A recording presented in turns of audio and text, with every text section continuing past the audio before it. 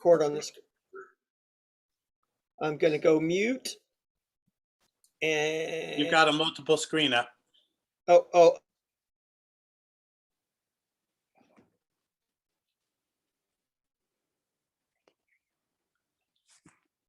That looks okay, right? Yeah. Got it now. Okay. All right. I'm going to go mute and Robbie's going to let him in. Right now, all they see is the, okay. But I think we're live, so.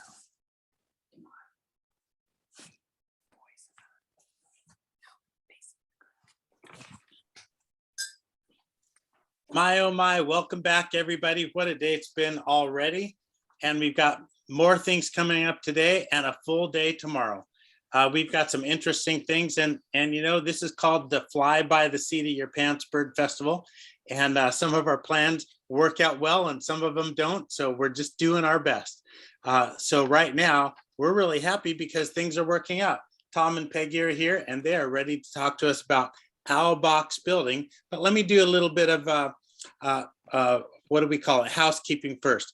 We are recording these videos and we will make them available pretty soon. They will be up on the Morro Bay Winter Bird Festival website today, tomorrow, the next day. As soon as we can get it together, we'll put those up. We also will have some question and answer period at the end. If you've got a question and answer, you know, send that to everybody and we will get those questions. And at the end, we're going to try to do something different. We've never done this before. We're going to try something. We are going to do an auction. So if you would like to help the Bird Festival, this is kind of a fundraiser auction. Yeah, you're going to get an owl box out of it, but really it's a fundraiser to try to keep the Bird Festival going next year. Somebody says they're not hearing me. Let me see. Bob, if you could just let me know if you hear my audio. You're good to go. Okay, good job. Okay, so here we go. If you would like to help the Bird Festival, Bird in person next year, we're taking donations, even though all of these things are free. So feel free to make a donation to the website by the email or by the special QR codes you'll see at the end of the program. So let's get started because I'm really interested in all this bird box stuff because I like to work with wood. I like to do things and I really like owls. So this is kind of, you know, right up my alley. So I'm really looking forward to it. So today we have a couple of presenters, a husband-wife team, and I'm looking forward to that because Peggy Burns, she's a certified California naturalist, which, you know, makes my heart go pitter patter because I love that program. She's also a master gardener. She's an avid citizen science and has counted snowy plovers, least terns, banded birds, collected spiders, monitored black oyster nests, and she participates in bird counts and she posts her finds on iNaturalist. All those things get her a pat on the back from me, let alone the fact that she does stuff with eBird.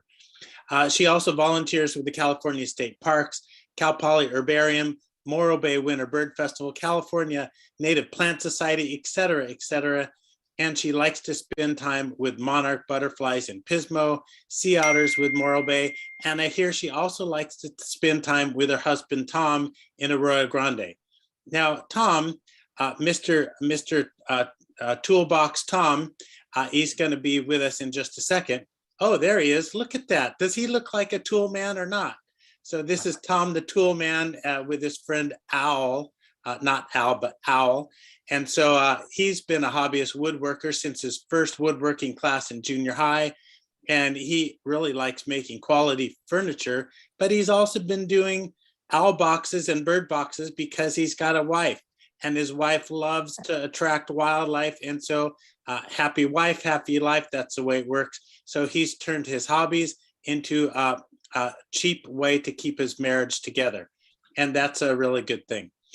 So we're going to talk about owl boxes and he might even build one in front of our very eyes. I don't know, we'll see. And then at the end, you'll have your chance to support the Bird Festival and get an owl box. So Tom and Peggy, I'm going to get off the phone and leave it to you. Take it away from here.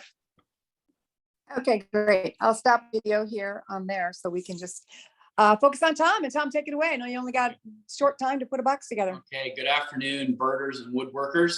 Today we're going to be assembling an owl box using these plans, which are available on the bird website. Nestwatch.org. Thank you. You can set those aside.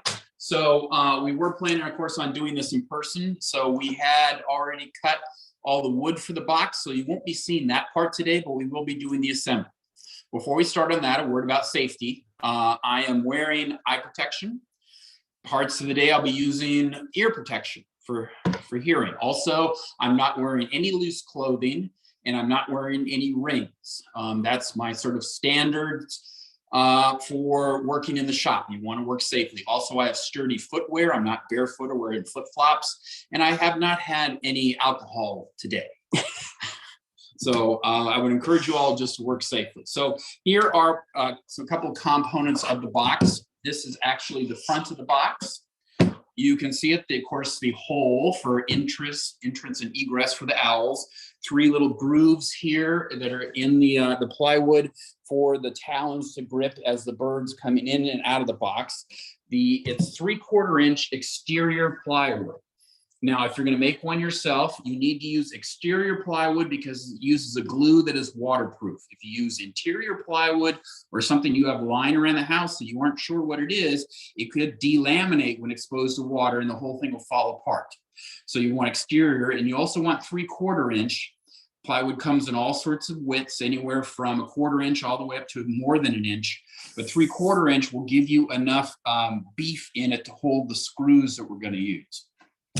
So with that, we'll go ahead and get started. So I'm going to lay the front on its face, and here is the bottom, and we have to measure to put in a divider inside, and I'll show you in a minute what that's going to do.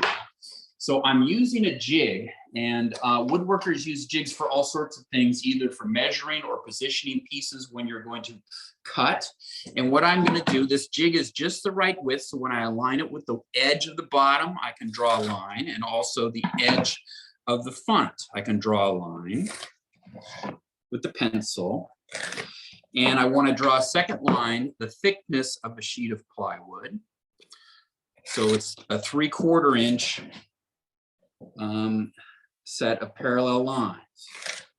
And I'll show you why I'm doing that in a second. And then lastly, this piece which will go inside, I'm going to draw another line here to show where it ends and put an X there. Now what I'm going to do is I'm going to drill some holes through the plywood in the front, 3 holes in the front and 1 in the bottom. And that's to position screws that'll come in from the other side. So let me put on my ear protection. And you want to be about 2 or 3 inches up and in the center of the 2 parallel lines. One about in the center, one up near the top. And then here on the bottom, I'm going to put one right here. This is as far as that divider went. I'm going to put one right about here, which will be the far end. Now, again, this may look a little confusing, but once I start putting the box together, you'll understand the importance of that. So let me just show you the 3 pieces, how the box goes together. It's going to fit together like this. So this is the front, the end, and the bottom. And I'm going to screw these things together. So what I'm going to do before I do that is I'll turn them around because I'm right-handed, so you can better see what I'm doing. Front will go over here, and then the side will go over here like this. Make sense so far? Is that the outside? What, dear? Is that the outside? Oh, thank you, dear. Yes. This is why he has me. This is why I have it. Yes, thank you. I think I would have caught that. Okay. Then I'm going to apply some wood glue to this one joint here. Now, this is a exterior wood glue, Type Bond 3. It's one I happen to like a lot. Once it's dried, it is waterproof. You can soak it in water and it will not come undone. Your normal white Elmer's glue will, if exposed to enough water, eventually weaken and fail. Show me the bead. So there's the bead. what I'm gonna do is I'm gonna set this down and I'm gonna quickly put this up like this. Now what I'm gonna do is right up at the top, holding these things flush like that. I'm gonna drill a hole through.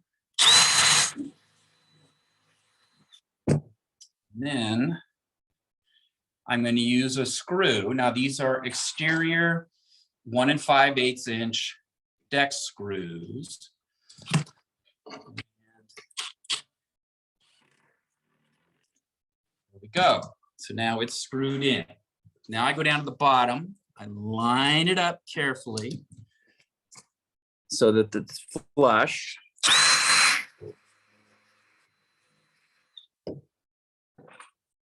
And screw it in.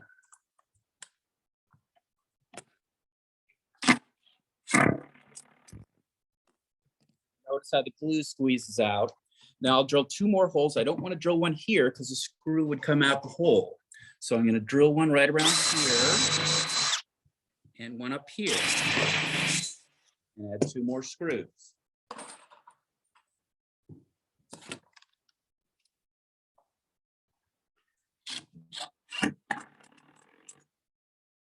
So now that is in there good. It's never going to come out.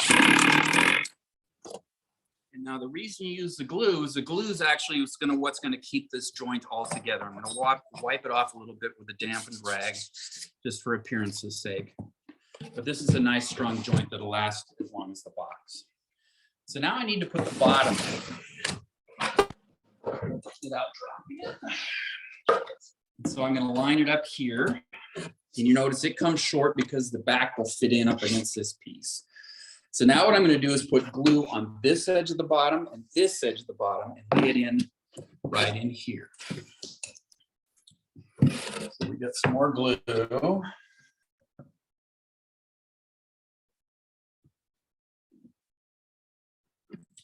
Don't be afraid to be generous with the glue. If it squeezes out, you can wipe it off. And it fits right in there.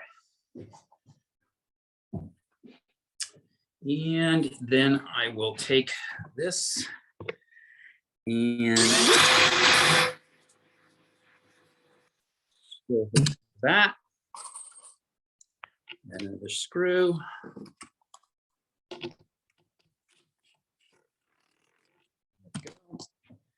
Come down to the bottom, make sure it's nice and flush there at the bottom. Drill another hole. Another screw.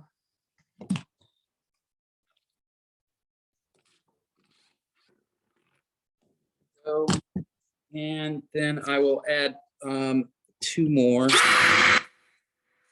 And of course, your plywood piece here is 3/4 of an inch thick. So when I'm drilling, I want to try and get the screw right in the middle of this space, because otherwise it won't go into the center of the bottom, right? Because you want it in the center of that wood in the bottom for maximum strength. Otherwise, you could split the plywood. So thank you, dear.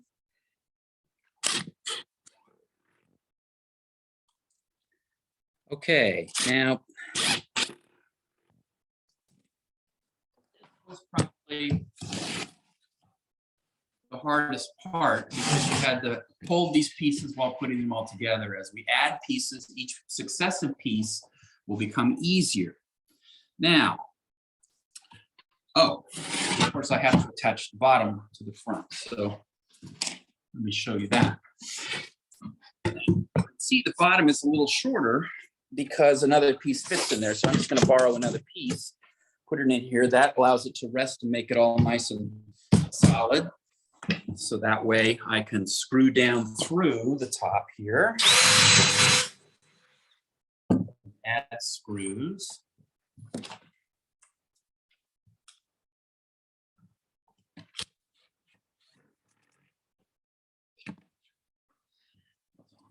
And then I come down to this end, and there's some holes in the bottom for drainage, so I don't want to drill into that. So I'll bring this back a few inches.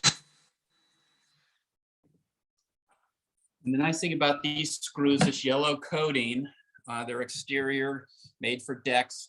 They're not going to rust out. And another, probably, you can see you don't need to measure. The birds aren't picky, and unless you're trying to put this in town and country or something, no one's going to come out and measure it as far as the spacing. Just whatever.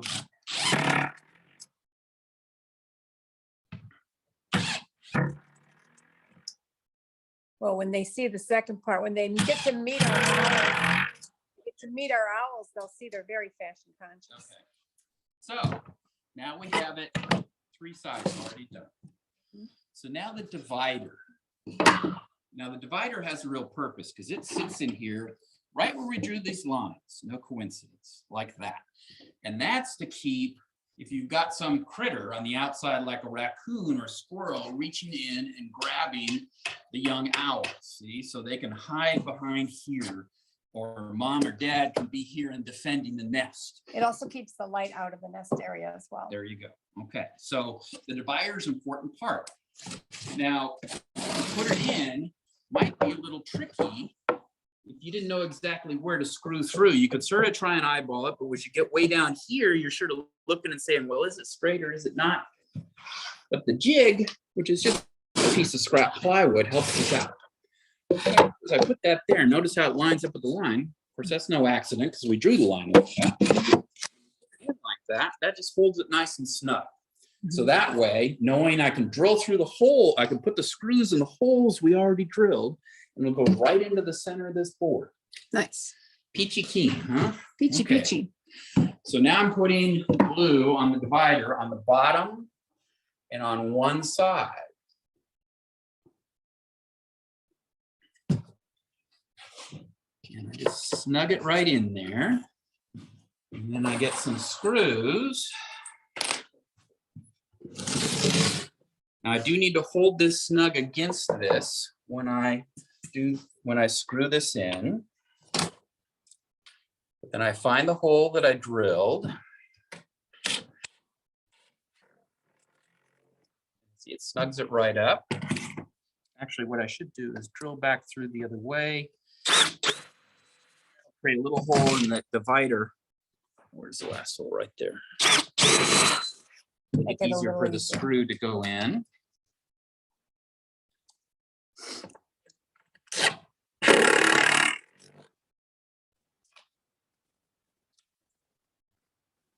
Okay. Okay, so now that's in there, and then put this down. Put it here, and then I flip this up on its side. And remember that one hole we drilled in the bottom, which is, again, hello, it's right here. And the reason you put it way out here is so that thing won't wiggle. If I put the hole way down here, then this could move. But if it's way up towards this end, it'll keep this thing from moving back and forth and weakening that joint. So it's going to give the owls the maximum protection, make that joint stronger. So then I will, again, pressing down here. We're done with the jig. We will not need it again. Now you can, when this glue is wet, you can clean it up a little bit. Doesn't really matter on the inside because only the owls are going to see it. You're not going to paint the inside or do anything else. But if you want to be tidy, you can. On the outside, you probably should wipe it off because you are going to paint or do something to the outside. So now we have the box partially complete. Now the box has 2 moving pieces. One is a top and the other one is the side. So we're going to start with the top here first. Actually, yes. And so it's going to screw, you're going to screw it into the end, the front, and also another one in the divider here. Make that nice and strong and also further anchor the divider. So rather than put the glue on this, I will just put the glue on the top. And I know it's going to be exactly where I want it.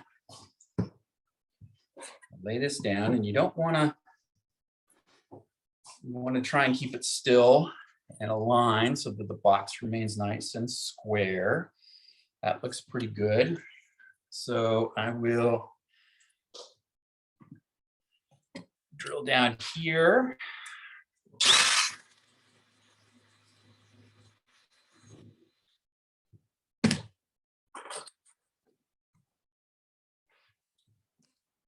And this one goes in the front.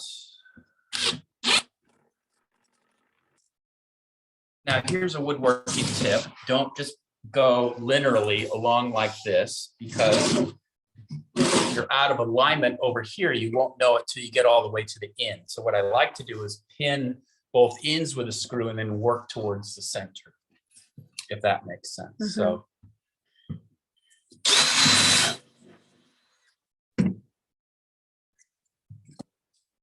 We do that in sewing too. oh, okay.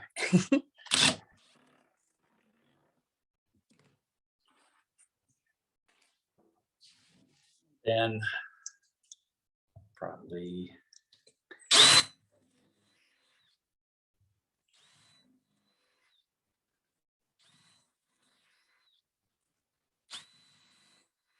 So you're putting 4 on the long end and 2 on the short end? 2 on the short end, and then I'll put 1 in the divider.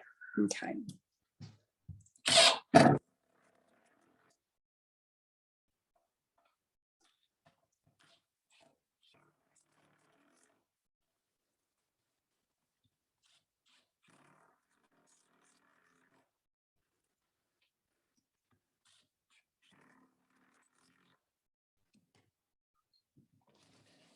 Around.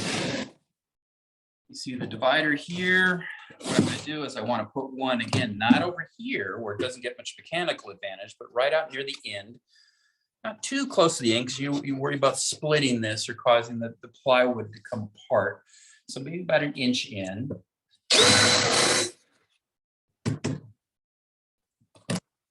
And the screws I'm putting in are more than enough to hold everything. More screws is not necessarily better. You're just, it's really not necessary. Between the glue and the screws and the inherent strength of the plywood, you're building something that's going to last for decades if it's well taken care of. So then, put up like this. And I think the next thing we will add is the back.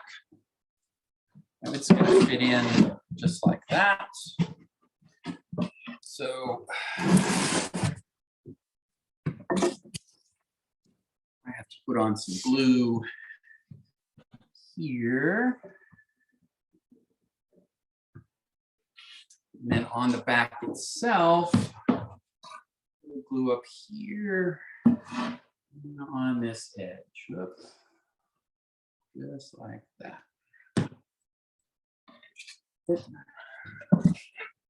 Okay. Nice. So here I just hold this up so that the top is flush, or the back is flush with the edge of the top. You don't want it down. You don't want it too high up. Just nice and flush like that. I'll drill a hole.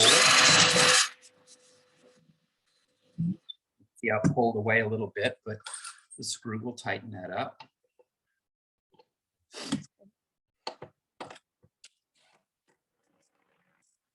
Go. Then I come this corner. And thank you, dear.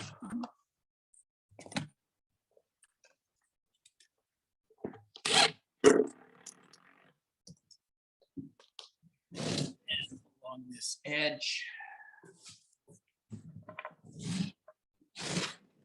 You can see that way down here at the end, see how the bottom is sort of underneath the top. So I'm gonna have to move the bottom, move the top a little bit. So again, it's nice and flush. I drill my hole. So you get that where you want it, and you lean on it hard to hold it in place. The before you let up the pressure, put in a screw to hold it.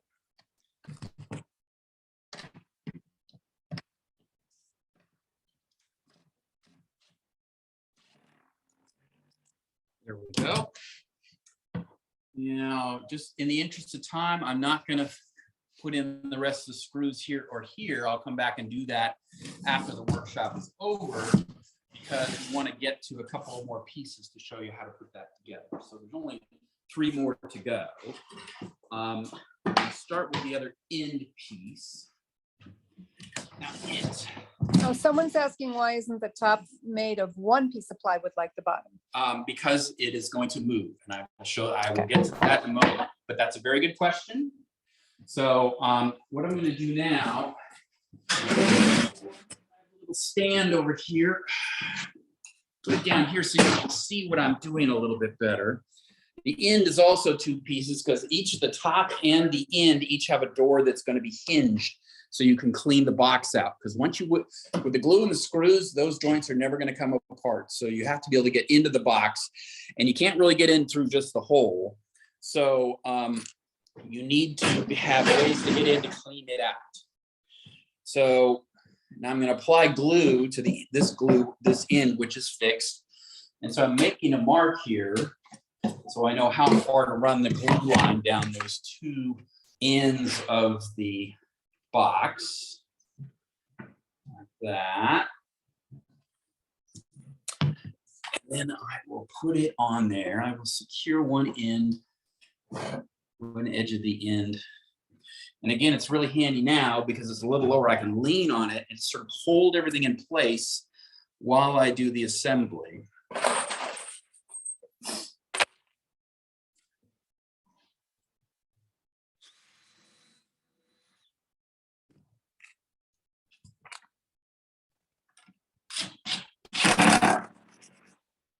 Now, then I go up to the opposite corner. Again, see, it's a little misaligned, so I've got to move that until it's nicely aligned. Then I lean on it hard to keep it from going anywhere. Put that in there.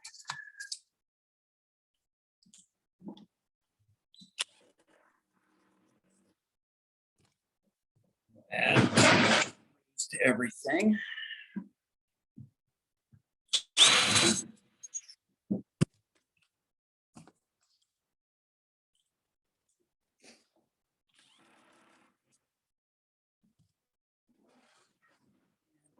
Here.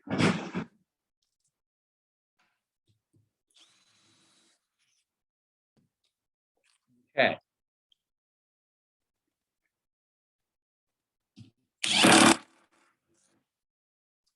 So now bring this back up to where you can get a little closer so you can see it.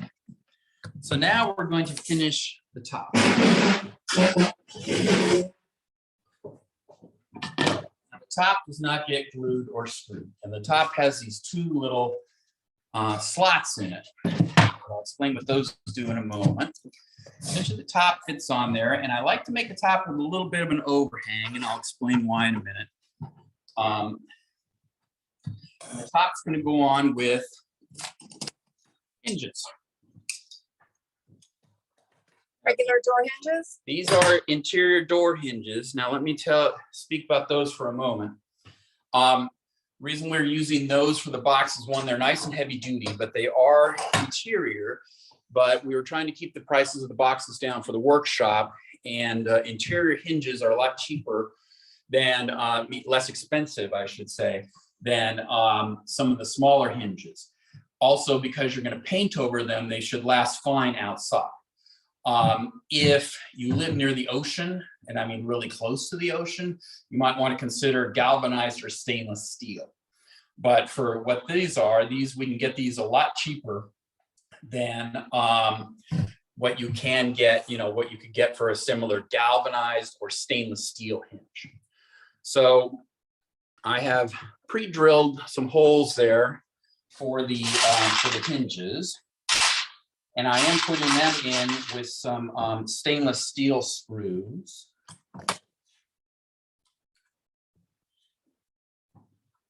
Reason I'm using those is because the screws that come with the hinges are a little too long and they would stick through the inside. So I happen to have these shorter 3/4 inch stainless steel screws.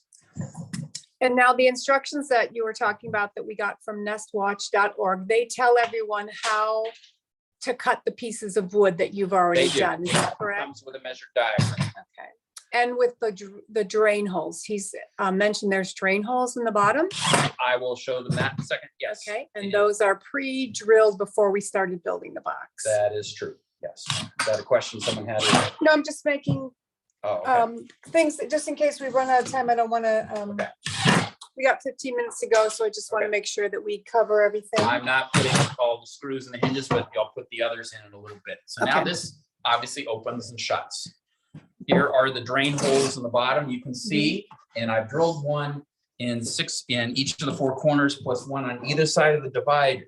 The reason for that is, as much as you might try, or me, it's virtually impossible to get the bird box perfectly level in the air. And so it's going to sit a little bit off canter, and then any water that gets inside is going to drain to one of the corners, and you want to have it, or flow to one of the corners. You want to have a way for it to drain out, so that doesn't rot out the wood. So now we have a top that hinges, and you'll only be opening that probably about once a year when you clean out the box. But you need some way to secure it, because otherwise the wind could catch it, or a raccoon or other critters could pry it up. So we have these little L hooks, 1/8 of an inch diameter, about 1.5 inches long, and they're going to fit in the slots. And you just turn them 90 degrees, and they will keep it shut. And the one on the side works the same way. Now, I like to use a drill bit that's a little smaller diameter than the interior of the threads, so we'll still have plenty of purchase. And then I just, going down right through the slot, I just drill straight down. And I can screw this in. Usually get it started by hand. And after a while, it will become a little more difficult. So I found the perfect tool for that is an adjustable wrench, or sometimes called a crescent wrench. And you can just spin it around and it will tighten up. Takes a little while, but it's going. So while you're doing that, since we are getting in a close on time, let's talk about, well, when you're done, you're going to paint it with exterior primer. And I have a slide on that, and we're gonna mention that, but you want to paint the whole thing, including the hinges. Right. And yes, and I will show them a kind of primer. So okay. So you would do the other one here, and on the side. Oops, sorry. On the end, because this enables you to get in here and clean it out. You put the other one here. Hinges will go here and here. The L hooks will go in there. Okay. Okay, so then it's complete. And you can see how I've twisted the L hook. That keeps it from opening. When it's time to clean out the box, you would lower the box down, or if you're an acrobat, climb up in a ladder with your trusty wrench. Grab it, you'll twist it 90 degrees so it's parallel to the slot. And Okay. And do you want to go ahead and finish the box while I start the slides, and then that way we'll have time for questions at the end while I'm working on? Okay. So really quickly here, I'm going to switch to my computer.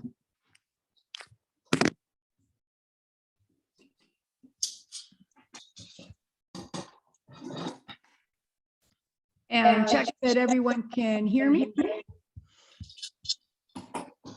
Speaker on the phone. You still have the speaker on the phone? I'm sorry. Yep. Okay, muted. All right, great. Does that look good? Looks That's good. perfect. Okay, so we're going to talk about, yeah, go ahead. Tom's going to finish the box in the background, so hopefully it won't be too noisy, but we're going to just talk quickly about maintaining the Barn Owl box. Maybe it is too loud. So now that you built it, when you look at the Nest Watch instructions that Tom showed you, it says it doesn't have to be painted, but it's going to last a lot longer if you paint it.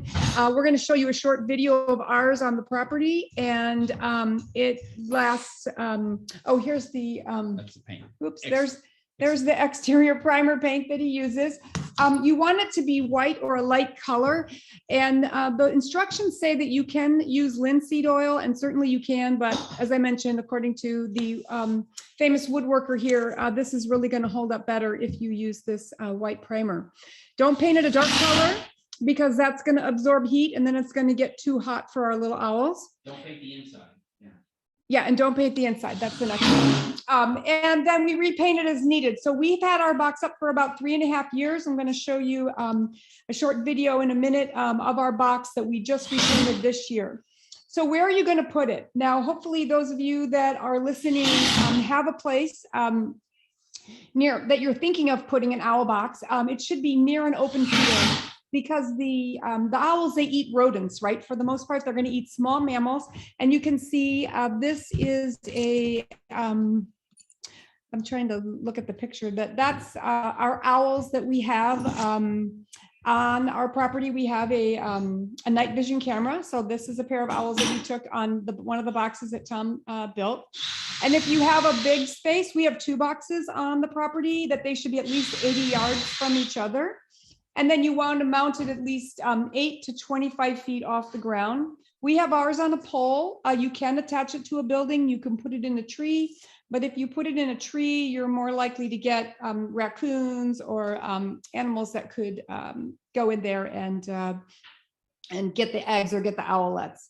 So even though Tom said it's not perfect to get it mounted level, it's not easy to get it completely level.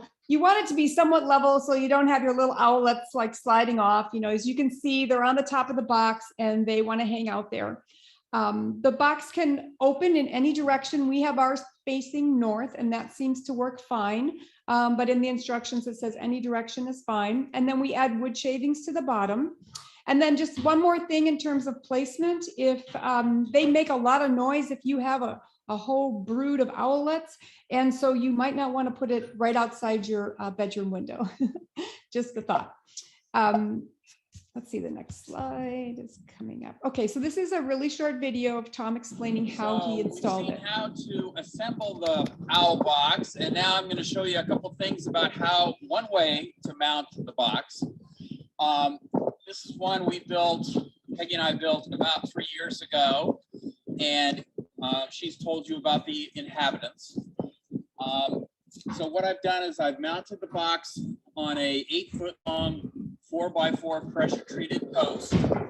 I have taken some ducting, which you would use for like venting a water heater or something, or for air conditioning. And here it's 6 inches in diameter, so it fits over diagonally across the 4x4 post. And it keeps climbing critters like squirrels and raccoons, because it's a slick surface, keeps them from getting up into the box.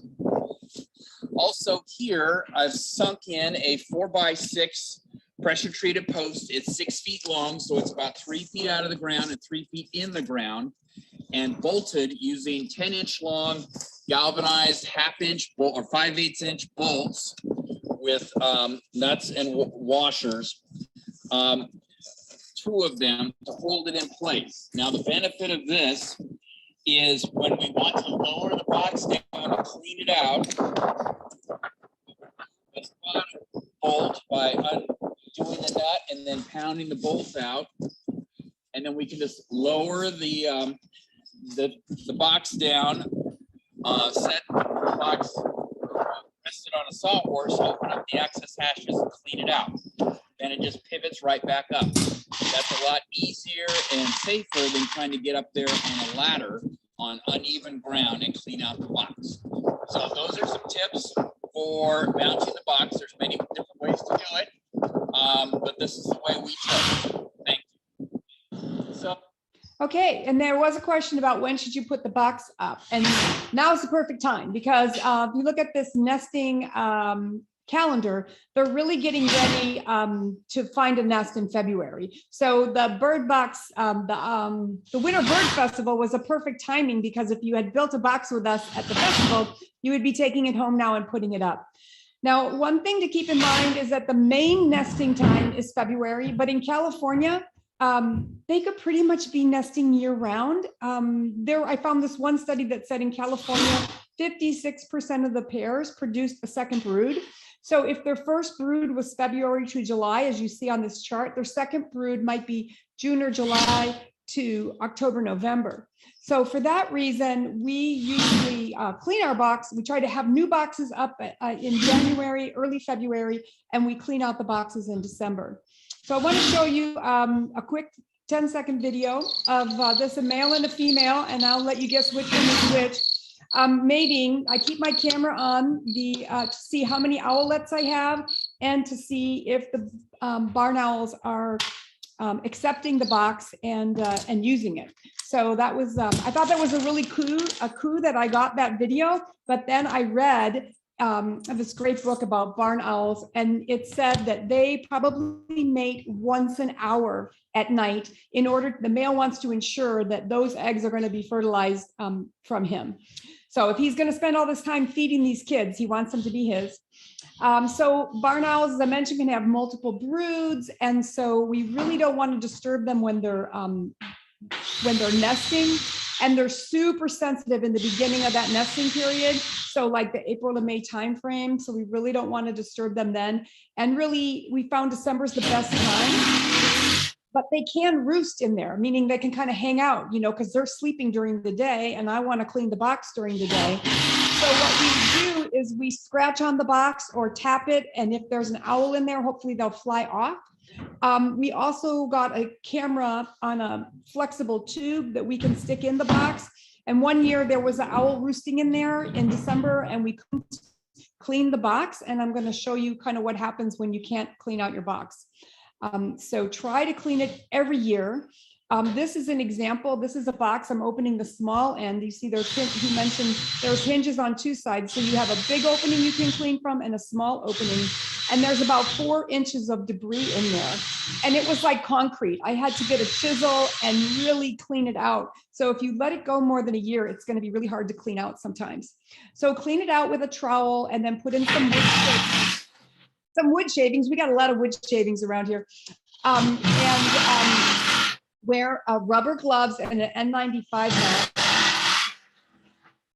because there's rodent droppings potentially in there, and they could have hantavirus. So you want to be sure you're not an active woodworking shop, so that you're not getting any kind of virus from that. So this is my last slide, just to remind you to be responsible nest watchers and nest monitors. And this is the website. Someone had asked about it earlier. It's nestwatch.org from the Cornell Lab. And someone else asked about screech owl boxes. You can get information on this website also for many different boxes, including screech owls. And it's also a good place to put your observations. So when I see that I have 4 owlets, I can go in and I can document my nest site. I also do it for bluebirds and our kestrel box. And one thing that I'd like to say, if you're going to put a box on your property, just commit to monitoring it and minimize the disturbance, like minimize the disturbance to the birds. And then it's also to remind you that you're not allowed to handle birds or eggs, even if they're on your property, without a permit. So please just be aware of that. And thank you all for wanting to help out the barn owls. And I think we might have like 2 minutes for some questions. Wow. Okay. This is Chris, and we're going to skip the questions because we got something else to do. Can you hear me? Oh, yeah. Hey, Peggy. It sounds like you're in here. It sounds like you're in a construction zone or something. Apparently I am. Hey, Peggy, drop your screen share. Okay. Oh, yeah. Thank you. Okay, everybody. I don't know about you, but I really learned a lot, and I can't believe Tom put together a bird box in 20 minutes. It would have taken me half a day to get that thing done. Okay, Peggy, you're going to have to drop the sound off of one of your devices. Okay. So anyway, that's pretty amazing. As Peggy gets her act together, here's what we're going to do. We are going to auction off these boxes, this box. And you just saw it made before your eyes. There is a cost to the materials, and there's time invested in this. And we bought materials to do this, and we're trying to recoup our costs. Now, if you would like to auction, we're going to do that right now, but I'm going to explain how it works. Okay, this is a beautiful box, and it can be yours. It can be on your property. You don't even have to make it. And if you live within, I don't know, they're in the Arroyo Grande area. If you live within, I don't know, half an hour, 40 minutes or so of Arroyo Grande, you can either pick it up at their house or they will deliver it to you. If you live further than that, the postage would be like $100. So you'll have to think about if you want to bid on this or not. Okay, here's the deal. You can buy one of these online for, I don't know, like $140 if you want to go and just buy one. So if you really want an owl box, $140 is about what it's going to cost you. If you would like to help the Bird Festival, we're going to do a live auction right now. And this is how it works. Go to your chat box right now. Go down to the chat, down to the bottom, click on the little chat box. And then when it says to, I want you to do direct message to me, Chris Cameron. You'll have to scroll around to find me, Chris Cameron. That's who you're going to make your bid with. Okay, have you found it? You ready? Okay, so if you want to make a bid, the minimum bid is going to be $100 because that'll cover the materials and the time. But really, this is a fundraiser for the Morro Bay Bird Festival. So if you want to make a great big giant donation and get a bird box, that's cool too. So what we're going to do is right now, don't hit send yet, but go into the chat box, go find me. So it's going to be a direct message to me, Chris Cameron, not to everyone in the meeting, but direct message to me, and type in your best bid. Okay, once you type in your best bid, in just a second, I'm going to say, everybody send, and then all those things could come at me at the same time. I don't know if we're going to have time to announce the winner or not, because this is going to take a little time to look at it. But I'm going to choose the person who got the first bid in at the highest amount, and that's who's going to get the box. Okay, so in the chat box, find direct to Chris Cameron, type in your highest bid. You get one and only high bid. Ready? Put in your bid. Ready, send.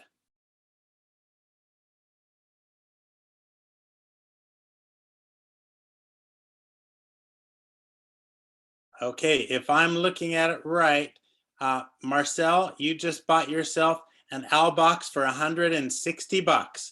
And so you know where and how to make donations and work that out with Rosemary at the Bird Festival.